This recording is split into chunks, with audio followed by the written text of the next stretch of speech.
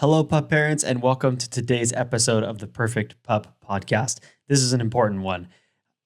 Most of the time, I like to give advice about what you can do to improve your dog's behavior, tips to be a better pup parent, those types of things. But in this episode, I'm going to give a warning. I'm going to talk about what you might be doing that's actually ruining your dog's recall or come when called. So let's get right into it.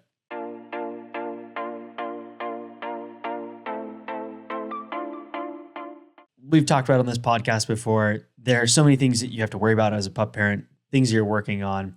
And in most instances, I really do think it's important to focus on, okay, what do I want to have happen? And let me focus on those things and work towards those things with my dog to help improve their behavior. And unfortunately, many times as pup parents, we unknowingly create drawbacks or step backs or roadblocks for ourselves, sometimes without even knowing it. One of the most difficult behaviors to teach is recall or, come when called. So you're out, you're at the park, whatever, you call your dog to you, and the idea is they come right back to you, sit so nice right in front of you, and you do whatever is needed. That's recall, right? The reality is often much, much different. And one thing that I see all the time as I'm walking or running through the park is people doing things that are truthfully probably ruining their dog's recall. And I'm going to give you a few examples as well as some alternatives to these things that can ruin your dog's recall. So how many times have you been at the park and maybe your dog is playing with other dogs and it's time to go and you say, buddy, come, and you call them to you and they do come. And then the next thing you do is clip up the leash or clip your dog on the leash, leave the park, and fun's over. Into the car you go home and sit on the couch. Your dog, not you necessarily, but for your dog to go home and sit on the couch. Or another example, your dog potentially is out in the backyard having a fun time and you call their name. You say, buddy, come, and you call them inside and then you give them a bath. Or you pull out the nail clippers and you say, buddy, come, and he comes on over, and the next thing you know, you're clipping his nails and he's a little bit bothered.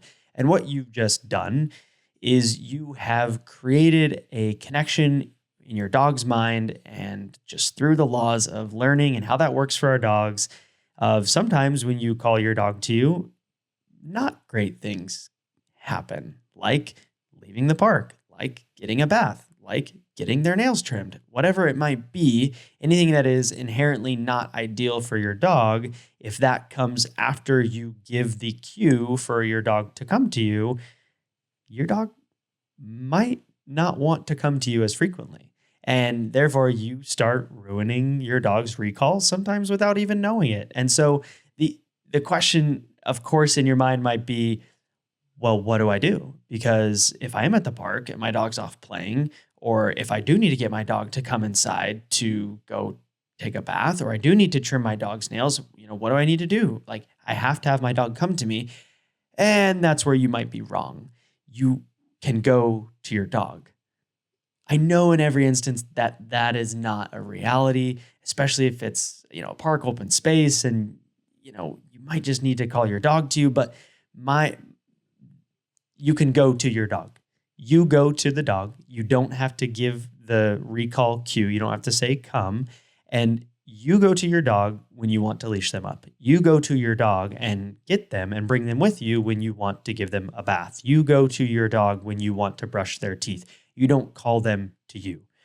Every time you call your dog to you, it should have a positive experience on the back end, whether that is playing, throwing a ball, treats, food, their meal, whatever it might be. It needs to be positive because, again, recall is such a difficult behavior that if you are unknowingly and not on purpose creating moments where you're giving reasons for your dog not to want to come to you, then they may not want to come to you. Another example that I do see of how people might be ruining their dog's recall,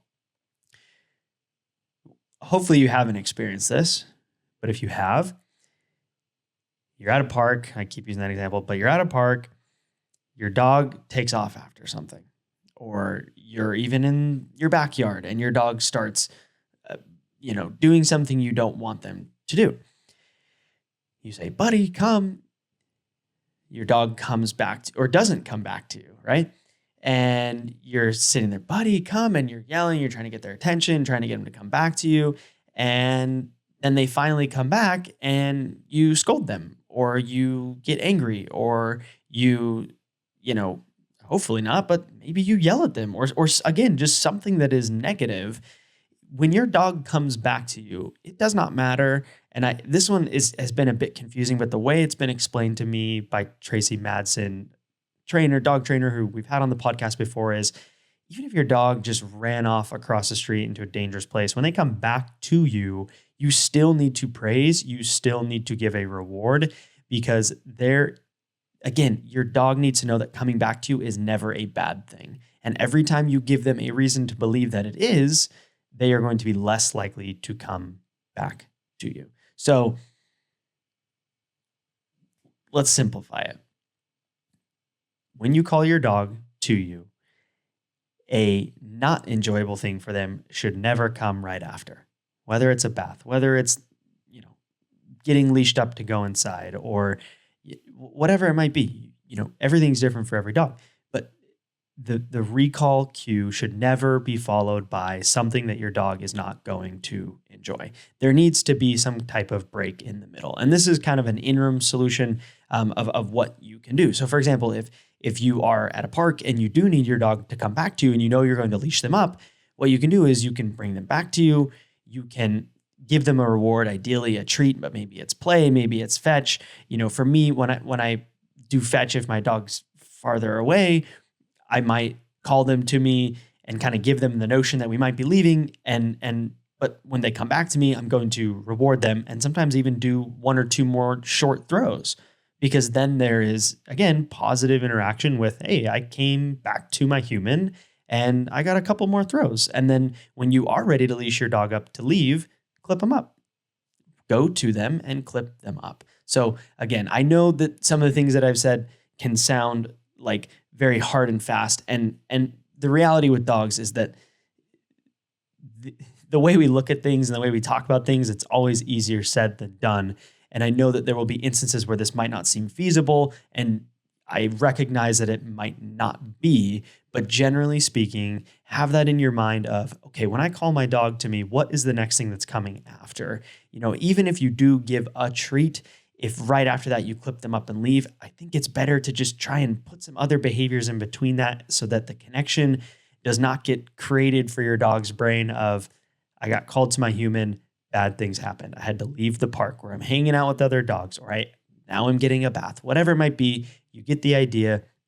Do as much as you can to keep the recall behavior only associated with positive things for your dog, and you will see improvements in their ability to come back to you when you call them. So I hope you found this episode helpful. I hope it gives you some ideas on how you can improve your dog's recall, because no matter the dog, we always need to be practicing and polishing the recall behavior.